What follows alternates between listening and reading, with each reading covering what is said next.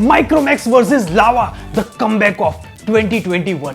सालों से, सदियों से इंडियन स्मार्टफोन मार्केट के अंदर अगर कोई कंपनीज राज करती है तो वो बाहर की कंपनीज ही राज कर देती।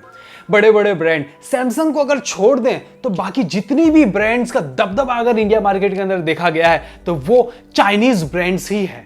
Xiaomi हो गया, रियलमी हो गया, ओप्पो हो गया, वीवो हो गया, वन प्लस हो गया। इन चाइनीज ब्रांड्स ने ही इंडियन स्मार्टफोन मार्केट को कंट्रोल करके रखा है। इन ब्रांडों ने इंडिया मार्केट के अंदर काफी तरक्की की है और वो इसलिए पॉसिबल हो पाया क्योंकि इनके पास में ये तीन चीजें कूट कूट के भरी हुई है। पैसा, काफी ज्यादा पैसा, काफी ज्यादा पैसा।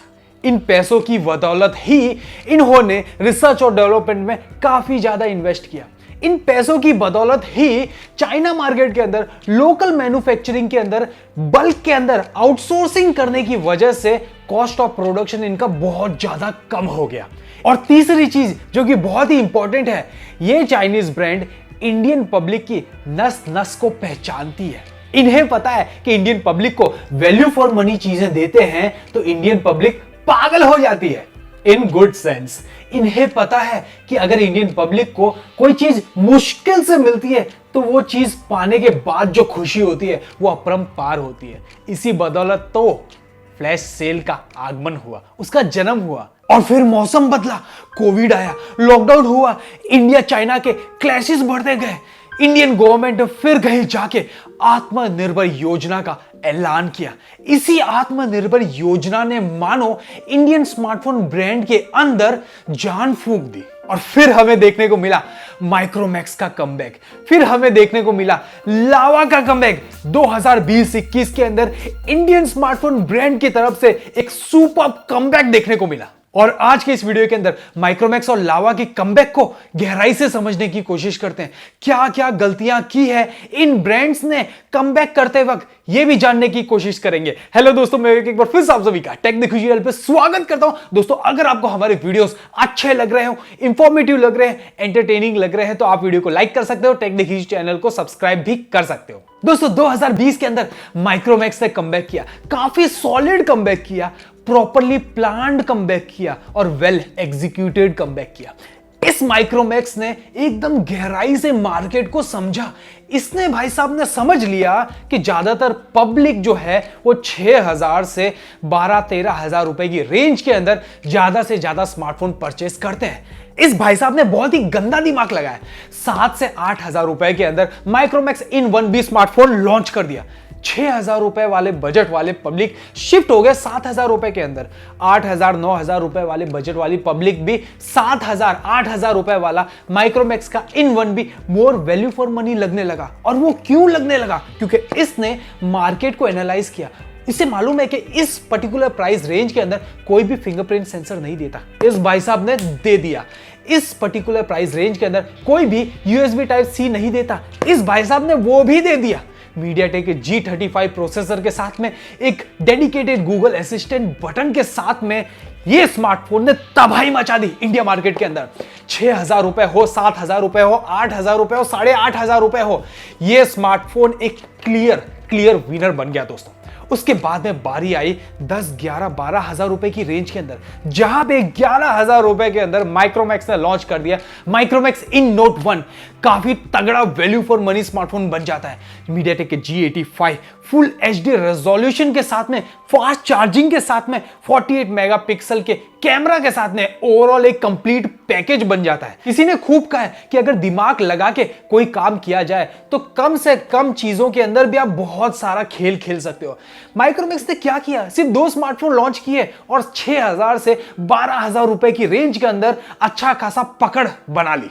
वेल, माइक्रोमैक्स के स्टार्टिंग के कमबैक के टाइम में बहुत सारा क्वालिटी कंट्रोल इश्यूज देखने को मिले, जो कि माइक्रोमैक्स ने इस चीज को एक्सेप्ट किया, माना कि हमसे गलती हुई है और उसके बाद में उन चीजों को सॉल्व किया और फिर अपना जो स्मार्टफोन है एकदम अच्छी क्वालिटी के साथ में इंडिया मार्केट के अंदर रिलीज करती गई। और फिर 2021 आ गया, जहां पे हमें लावा का कमबैक देखने को मिला दोस्तों। यस दोस्तों, आपकी फेवरेट कंपनी लावा ने भी 2021 के अंदर आत्मनिर्भर योजना के तहत कमबैक किया।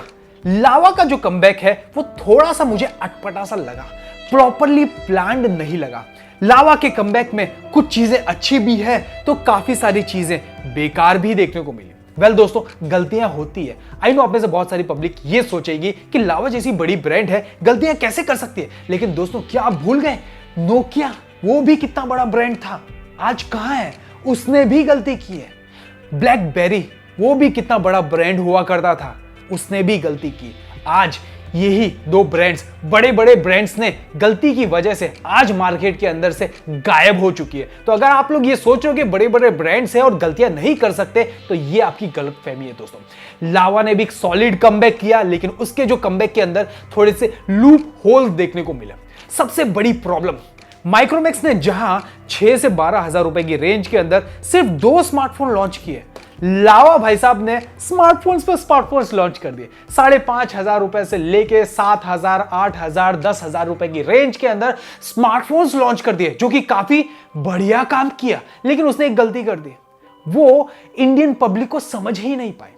इंडियन पब्लिक को चीजें अच्छी चाहिए, वैल्यू फॉर मनी चीजें चाहिए, लेकिन वो सारी चीजें कम से कम एक दूसरे से हटके होनी बहुत जरूरी है। अभी लावा ने क्या किया, लावा ने 7,000 रुपए के अंदर एक स्मार्टफोन लॉन्च किया, 9,000 में लॉन्च किया और 10,000 रुपए के अंदर एक स्मार्टफोन लॉन्च किया। और गलती कहां की, तीनों के तीनों स्मार्टफोन ऑलमोस्ट सेम दिखते हैं दोस्तों। 7,000 रुपए वाला स्मार्टफोन भी 90% सेम है 10,000 रुपए वाले स्मार्टफोन के कंपैरिजन के अंदर। अगर कोई पब्लिक 10,000 रुपए वाला स्मार्टफोन ले रही है तो ऑब्वियसली वो नहीं चाहेगी कि मेरा जो फोन है वो 7,000 रुपए वाला फोन जैसा दिखे। और दूसरी सबसे बड़ी गलती, माइक्रोमैक्स ने इंडियन पब्लिक को समझा ही नहीं दोस्तों। इंडियन पब्लिक को वैल्यू फॉर मनी स्मार्टफोन चाहिए होता है। 7,000 रुपए के अंदर मीडियाटेक का G35 बढ़िया है, कोई प्रॉब्लम नहीं है, लेकिन उसे समझना चाहिए कि वही चीज आप 9,000 में या 10,000 रुपए में लॉन्च नहीं कर सकते। पब्लिक पागल नहीं है, पब्लिक को कंपटीशन नहीं दिखाई देता क्या? मीडियाटेक का G35 7,000 रुपए के अंदर भी आपको दे रहे हैं और 10,000 रुपए के अंदर भी आपको मीडियाटेक का G35 दे रहे हैं।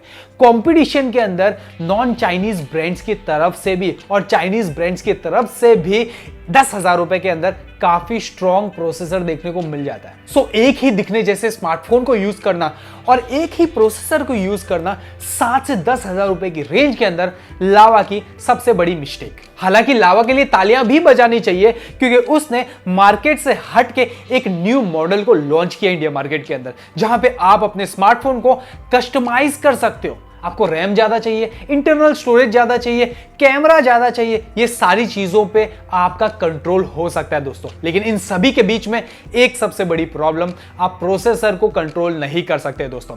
7,000 रुपए की रेंज के अंदर भी और 7,500 रुपए की रेंज के अंदर भी आपको सेम प्रोसेसर ही देखने को मिलता है। सो लावा ने कमबैक तो किया है, लेकिन प्रॉपरली प्लान्ड कमबैक नहीं कर पाए, थोड़ा सा रिसर्च के अंदर कमी रह गई। सो फाइनली हमें प्राउड होना चाहिए कि इंडियन स्मार्टफोन ब्रांड्स उठ रहे हैं, खड़े हो रहे हैं, फाइट करने के लिए रेडी हो रहे हैं, चाइनीज ब्रांड्स के साथ में भी और नॉन चाइनीज ब्रांड्स के साथ में भी।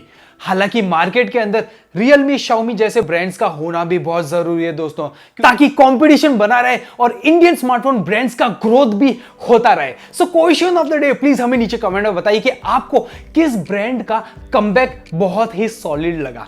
माइक्रोमैक्स का कमबैक सॉलिड लगा या फिर लावा का कमबैक सॉलिड लगा? हमें नीचे कमेंट में जरूर बताइएगा। आई होप आपको हमारे वीडियोस अच्छे लग रहे हैं। अगर अच्छे लग रहे हैं तो प्लीज वीडियो को लाइक कीजिए। टेक दिखुजी चैनल को अगर आपने अभी तक सब्सक्राइब नहीं किया तो प्लीज सब्सक्राइब कर लीजिए, नोटिफिकेशन बेल को ऑल पे हिट कर लीजिएगा। इसके अलावा साइड में कुछ वीडियोस है, अगर आपने चेकआउट नहीं किया तो प्लीज जाके चेकआउट कर लीजिए। मिलता हूं नेक्स्ट वीडियो के अंदर, तब तक के लिए tata bye bye. This is Vivek signing of.